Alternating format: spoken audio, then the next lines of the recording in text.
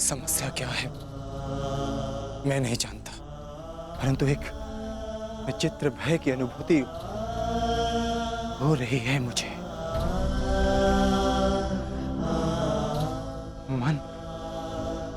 मन बड़ी दुविधा में है। कैसा भय और कैसी अनुभूति?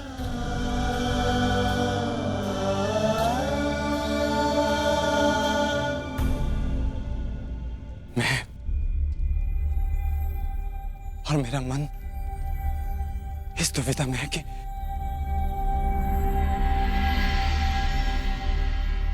क्या यह युद्ध उचित है?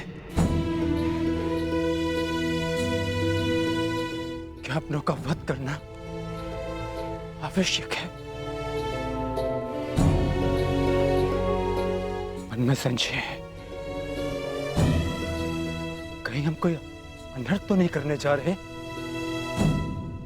अनर्थ तो उन्होंने किया था आर्य। भूल गए लक्षाग्रह, भूल गए वो द्यूत सभा, भूल गए मेरा चीरहरण करने का प्रयास। वो वनवास, अज्ञातवास स्मरण नहीं आपको? ये अनर्थ नहीं, अपितु इस समय का सबसे अर्थवान कार्य है आर्य।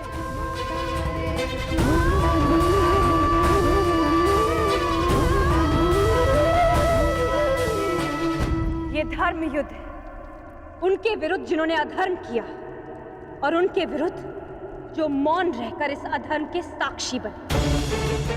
ये एक प्रयास है आर्य, आने वाली पीढ़ियों के समक्ष एक उदाहरण प्रस्तुत करने का कि जो अधर्म करता है और जो चुप रहकर उसे होते हुए देखता है, वो दोनों ही नाश के भागी हैं।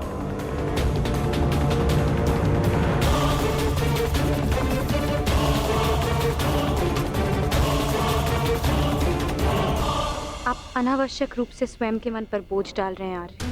आप योद्धा हैं और ये महायुद्ध आपके जीवन का लक्ष्य, आपका कर्तव्य और आपका धर्म।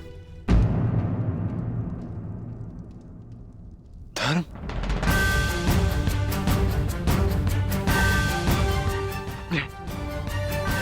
अपने पितामह पर शस्त्र उठाना कैसा धर्म है? गुरु का वध करना कैसा कर्तव्य? विराट युद्ध में जब यही लोग आपके विरुद्ध धनुष बाण ताने खड़े थे, तो क्या ये उनका कर्तव्य था? प्रतिज्ञा से बंधे होने का बहाना बनाकर अपनी कुलवधू की लाज लुटते हुए देखना, क्या ये उनका धर्म था? और ये मत भूलिए आर्य, आचार्य द्रोण ने अपना प्रतिशोध पूरा करने के लिए पिताश्री के विरुद्ध आप सबको युद्ध में झोंक दिया था। अब तो अधर्म का प्रतिकार ले रहे हैं।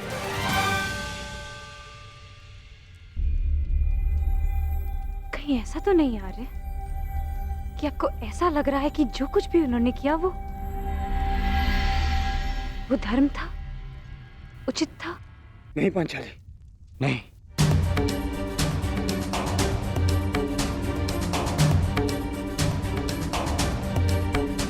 जो उन्होंने किया वो सर्वथा अनुचित था, परंतु मन में दुविधा यह है कि जो हम करने जा रहे हैं वो उचित है। यदि हम भी उनकी ही भाषा में उन्हें उत्तर देंगे तो फिर हम में और उनमें क्या अंतर रह जाएगा?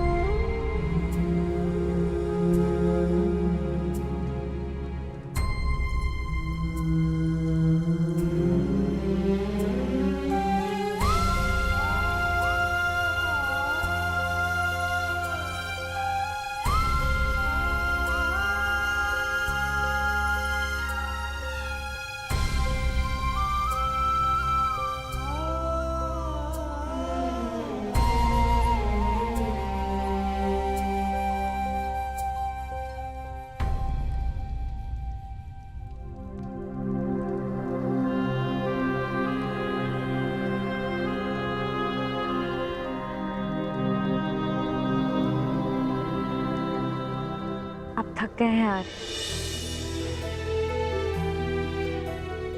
विश्राम कीजिए, सो जाए। सो जाऊं? कैसे सो जाऊं पांचाल, जबकि मुझे ज्ञात है कि कल प्रातः मुझे बाण संधान करने हैं जो मेरे परिजनों को मृत्यु की नींद सुला देंगे।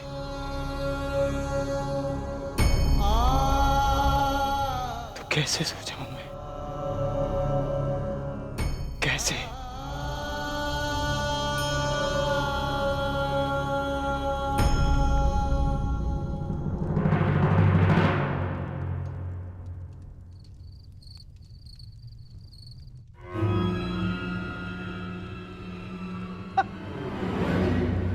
साम दाम दंड भेदेन अस्माकं विजयम निश्चितम।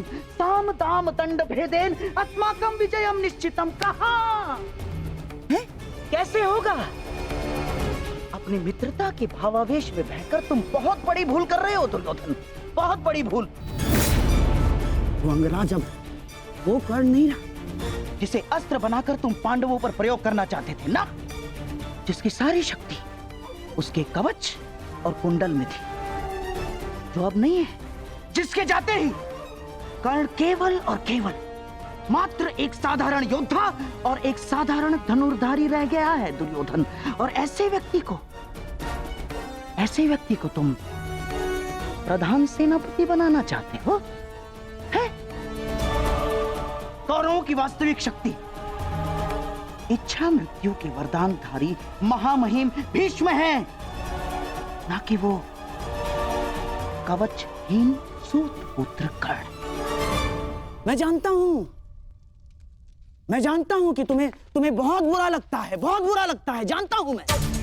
परंतु एक बार अपने मन से पूछो एक बार, उत्तर यही मिलेगा कि वो सुपुत्र कर्ण कुंती और उसके पुत्रों के लिए कोमल भाव रखता है।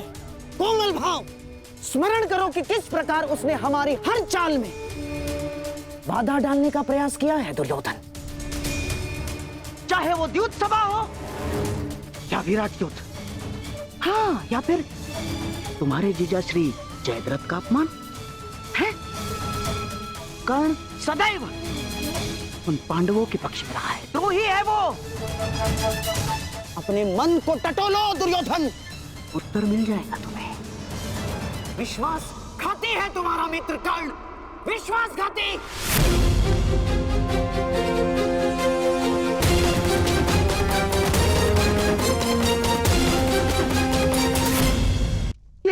ये क्या कर रहे हो? कुछ लौटिए।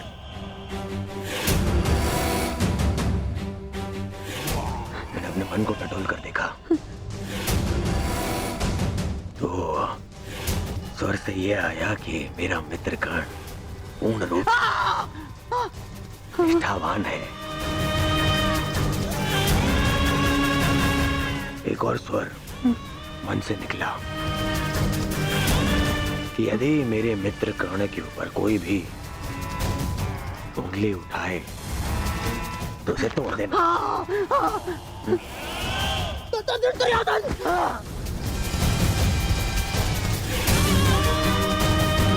केवल इसलिए कि आप मेरे मामा श्री हैं,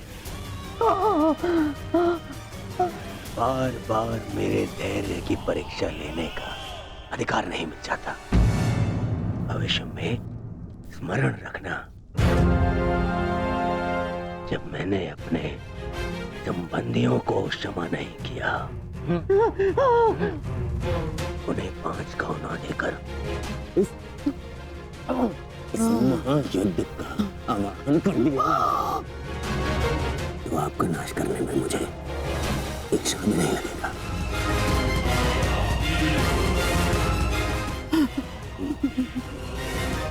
इसलिए स्मरण रखना,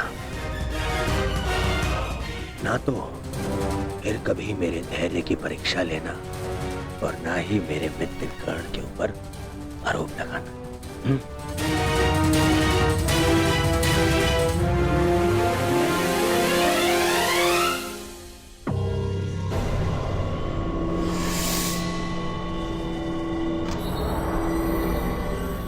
वाह!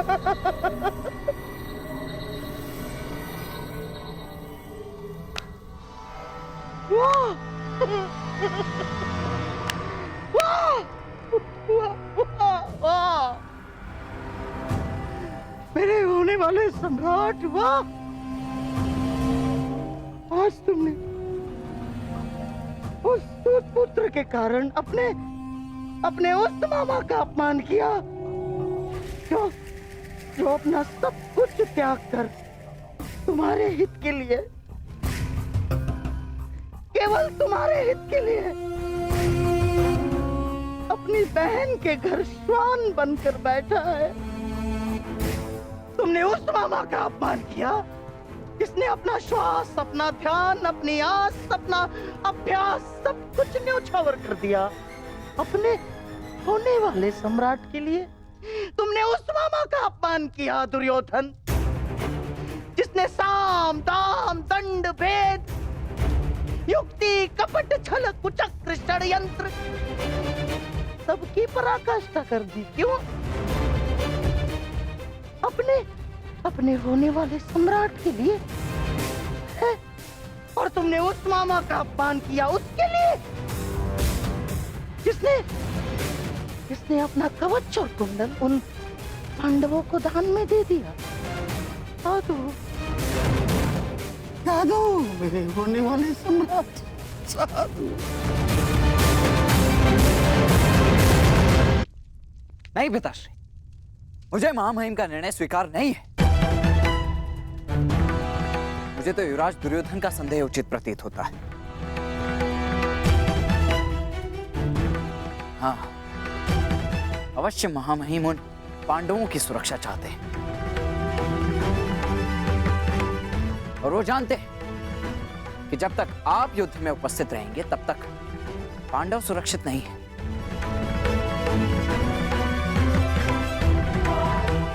तभी वो आपको युद्ध से दूर रखना चाहते हैं।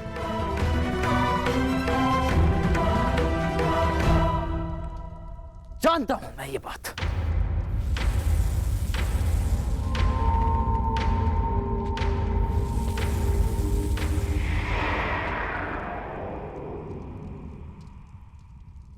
शांत हो जाओ पुत्र। कैसे शांत हो जाऊं पिताश्री? इस समय कौरवों को सबसे अधिक आवश्यकता आपकी है, ना कि महामहिम की। ये एक योद्धा नहीं, एक पुत्र बोल रहा है।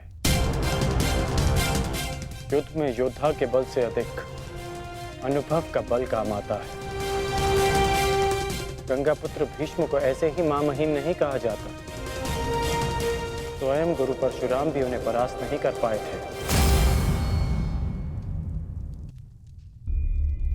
आओ मेरे साथ।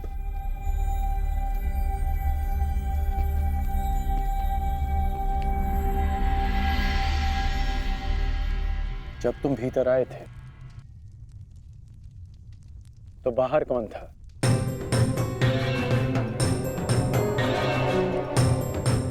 सैनिक थे, सहस्त्रों सैनिक थे। तो बताओ कि वो सारे सैनिक कहां चले गए?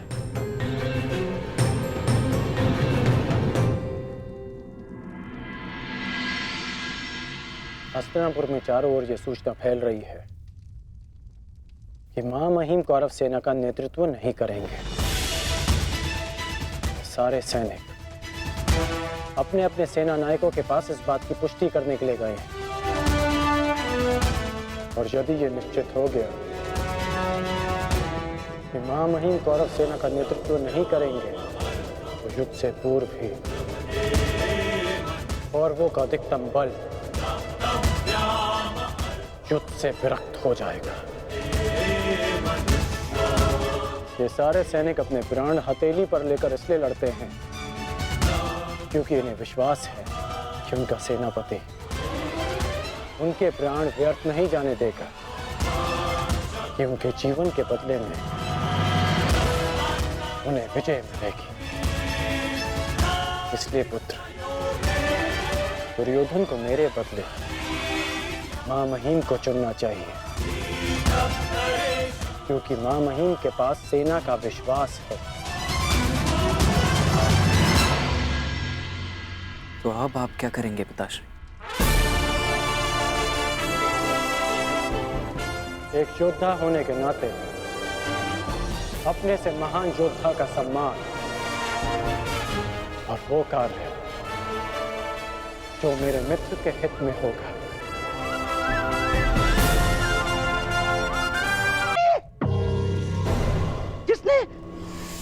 जिसने अपना कवच और कुंडल उन पांडवों को दान में दे दिया। मेरा कवच, मेरा कौशल, मेरी प्रतिभा नहीं, वो केवल एक ढाल थी।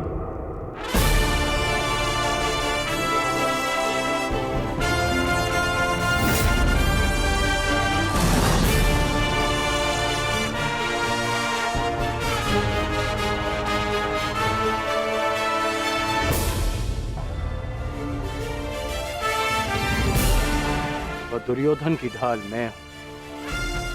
मेरी मित्रता है और ये मित्रता मेरे लिए मेरे प्राणों से भी अधिक महत्वपूर्ण है। मैंने सदैव अपने मित्र के प्रति अपनी निष्ठा सिद्ध की है और आज भी मैं ऐसा ही करूंगा।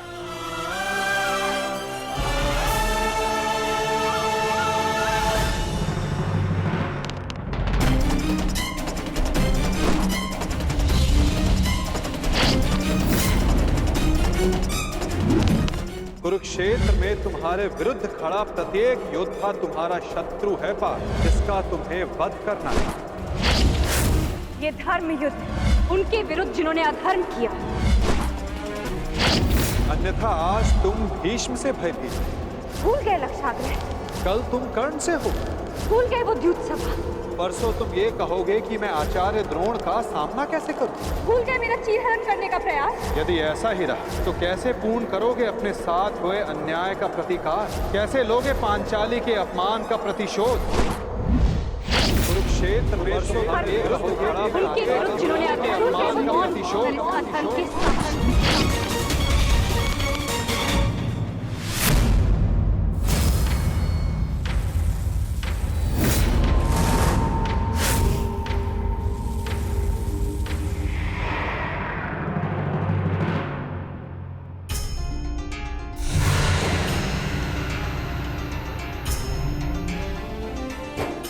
पुत्र का धर्म होता है बढ़ती आयु में अपने पितामह को संभालना। मैं युद्ध क्षेत्र में मैं कैसे गिरा सकता हूं? जिन्होंने मुझे धनुष उठाना सिखाया, जिनके कारण आज मैं सर्वश्रेष्ठ धनुर्धर हूं, उन गुरु द्रोण पर बाण संधान कैसे कर सकता हूं मैं? जीवन में पहली बार आज मेरे हाथ कांप रहे हैं। अर्थात ये सब ठीक नहीं, ये सब ठीक नहीं।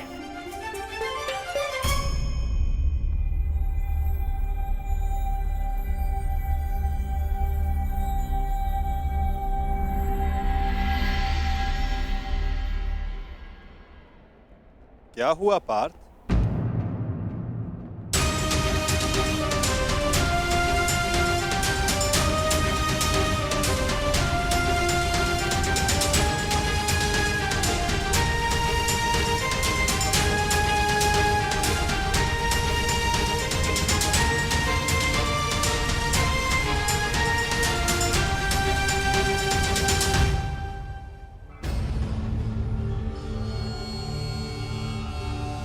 जो अपने दृढ़ संकल्प और अचूक लक्ष्य भेदन के लिए जाना जाता है, जो केवल शब्द सुनकर उसका लक्ष्य भेद कर सकता है, आज वही अर्जुन विचलित है या उसके बाण विचलित है? पार्थ, कुछ कहना चाहते हो? यदि तुम्हारे मन में कोई संदेह, कोई संकोच है, तो उसे अपने सखा से बांट सकते हो। नहीं माधव, ऐसा कुछ नहीं है। आज कुछ अधिक ही थक गया हूं मैं, कदाचित इसीलिए। बड़ी विचित्र बात है, जो अर्जुन इतने वर्षों की कठिन तपस्या में नहीं थका, जो 12 साल के वनवास में और 1 साल के अज्ञातवास में नहीं थका, वो आज केवल 1 दिन में थक गया।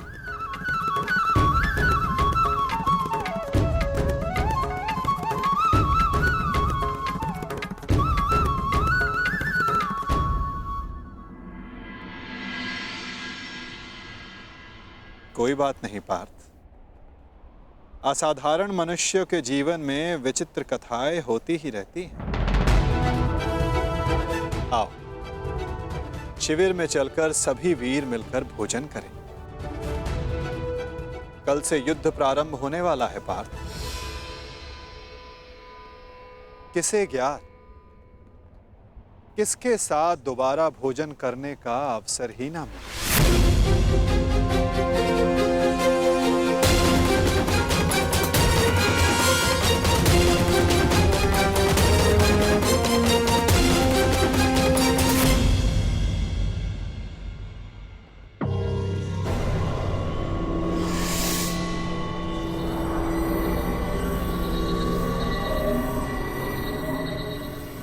हम सबको यहाँ पे क्यों बुलाया गया है मामा श्री? क्या? मुझे तो लगा कि तुमने हम सबको यहाँ एकत्रित होने का आदेश दिया है।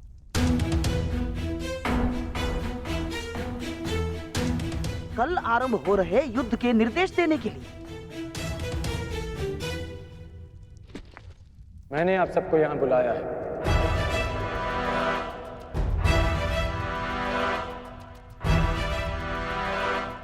पधारने के लिए धन्यवाद। परंतु तुमने हमें यहाँ क्यों आमंत्रित किया है कर्ण? बताता हूं मित्र, पहले सभा पूर्ण हो जाए।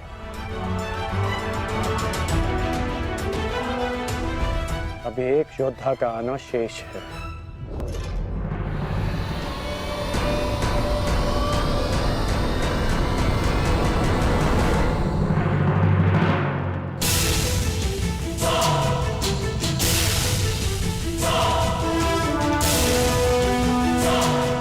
इससे पूर्व कि किसी के भी मन में कोई विचार उत्पन्न हो, मैं बता देना चाहता हूं कि मेरे यहाँ आने का कोई उद्देश्य नहीं।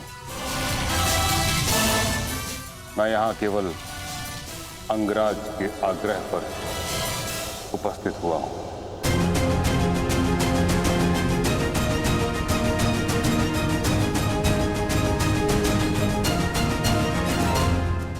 कर्ण, मैं जानना चाहता हूं इस सभा को बुलाने का उद्देश्य क्या है मित्र?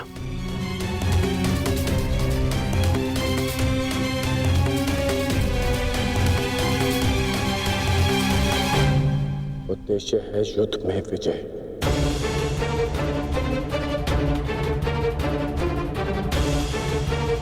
तुम अपने मित्र मुंह में आकर बहुत बड़ा अनर्थ करने जा रहे थे, और एक सच्चा मित्र होने के नाते मैं तुम्हें ये अनर्थ नहीं करने दूंगा।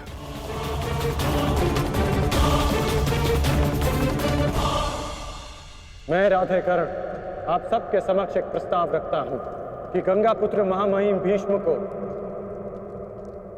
फिर से कौरव सेना का सेनापति नियुक्त किया जाए।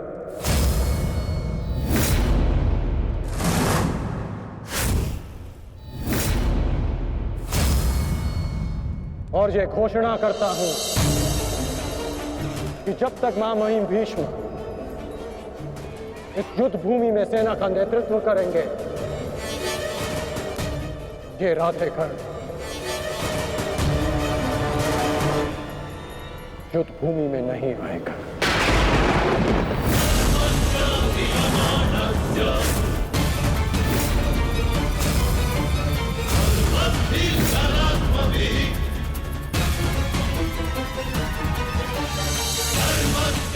तुम क्या कह रहे हो मित्र?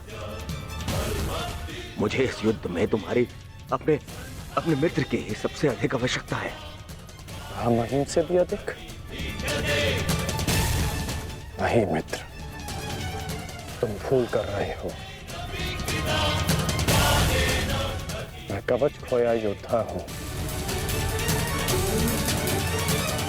और महामहिम हस्तिनापुर के कवच हैं। तुम्हें मुझसे अधिक आवश्यकता उनकी है।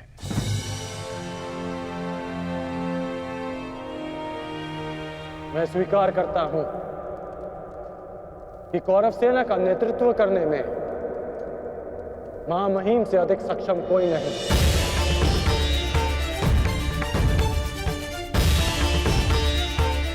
मैं भी नहीं।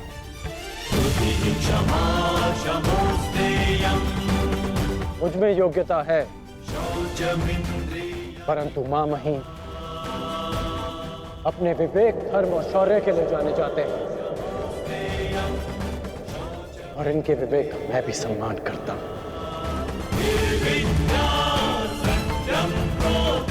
यदि महामहिम मुझे युद्ध से दूर रखना चाहते हैं तो अवश्य इसके पीछे कोई महत्वपूर्ण कारण होगा जिसमें सबका हित होगा।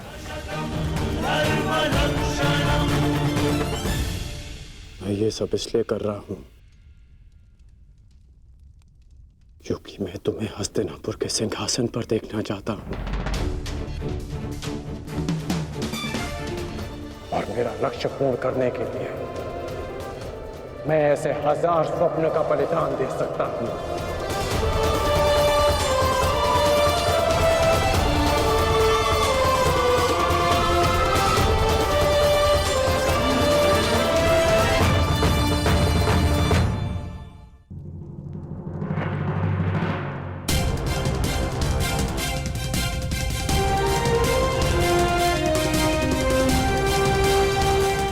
आपके बिना कौरवों की विजय संभव नहीं। अपना पद स्वीकार करें।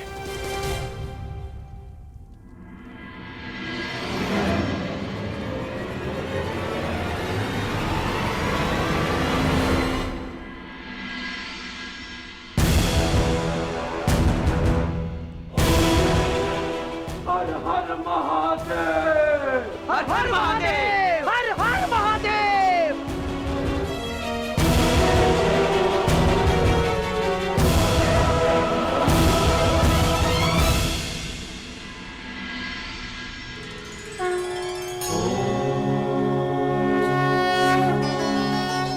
आओ, हम साथ मिलकर ये अमृत तुल्य भोजन ग्रहण करें।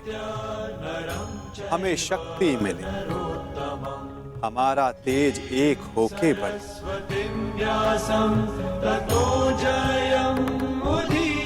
हमारा ज्ञान बढ़े, हमारे मध्य कोई विष न फैले, फैले तो केवल हमारा यश।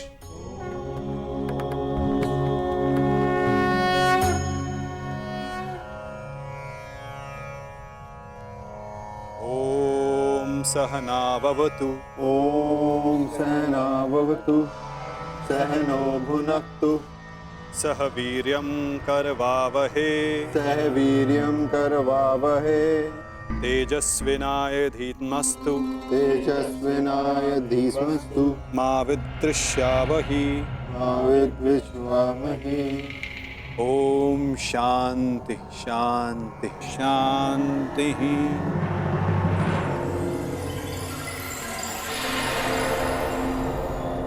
आओ भोजन प्रारंभ करें।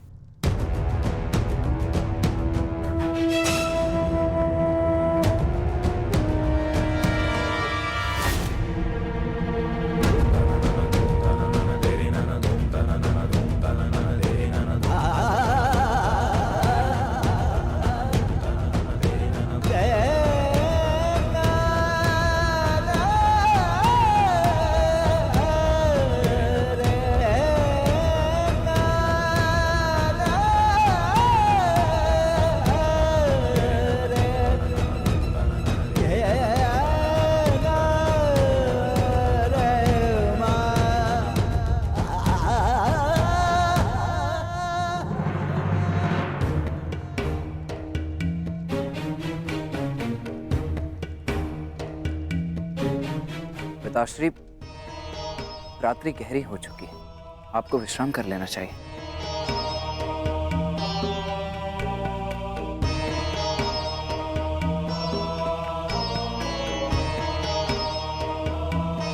विश्राम की आवश्यकता तो तुम्हें है पुत्र।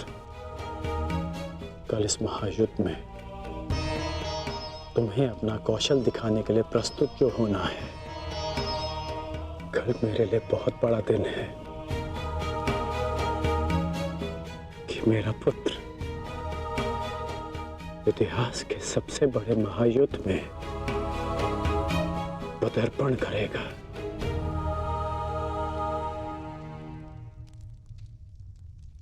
मुझे गर्व है तुम पर।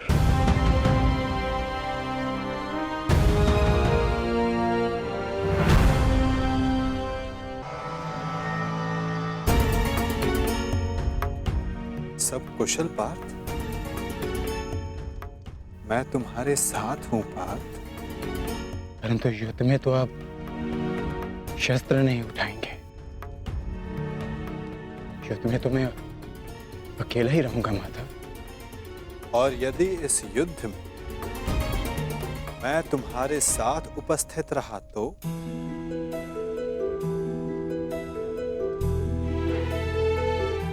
मुझसे अधिक भाग्यवान इस संसार में और कोई नहीं होगा। परंतु मैं जानता हूं मेरी ये कामना अधूरी रह जाएगी। यदि कामना पूर्ण बल से की जाए तो वो अवश्य पूर्ण होती है पार्थ। और यदि प्रार्थना में समर्पण तो वो स्वीकार होती है।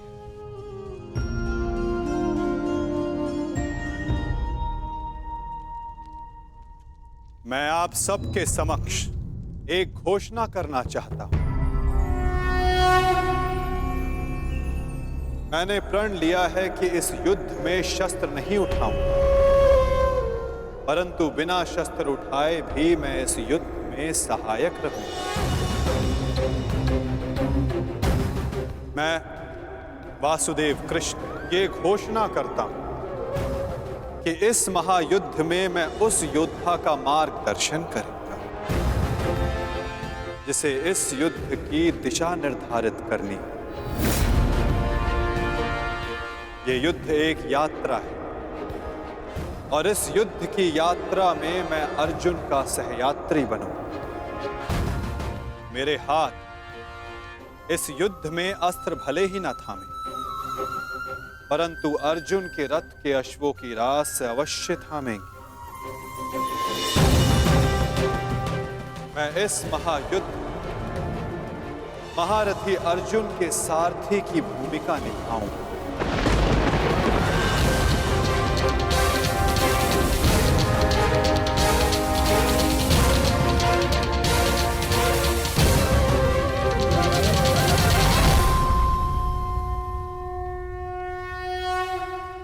नहीं माधव, मैं रथी बनकर आपको आदेश दूं, यह संभव नहीं। आपका स्थान सबसे ऊंचा है और मैं स्वयं आपको नीचे स्थान पर बैठने नहीं दे सकता। पार्थ, कौन ऊंचे स्थान पर बैठा है और कौन नीचे स्थान पर, ये तो देखने वाले के दृष्टिकोण पर निर्भर करता है। तुमने कहा कि मैं सबसे योग्य हूं, और जो सबसे योग्य होता है उसका धर्म होता है कि वो अपने से छोटों का मार्गदर्शन करे, और मैं इस युद्ध में यही करूंगा। मैं इस युद्ध में तुम्हारा सारथी इसलिए बनूंगा यदि तुम अपने लक्ष्य के मार्ग से भटक जाओ तो पुनः तुम्हें तुम्हारे लक्ष्य के मार्ग पर ला सको। पार्थ, मुझ पर विश्वास है ना? निष्ठा है माधव।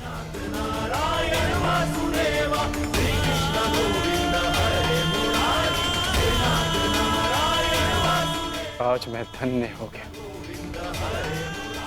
जिसके सारथी आप हो। वो मार्ग कभी भटक ही नहीं सकता।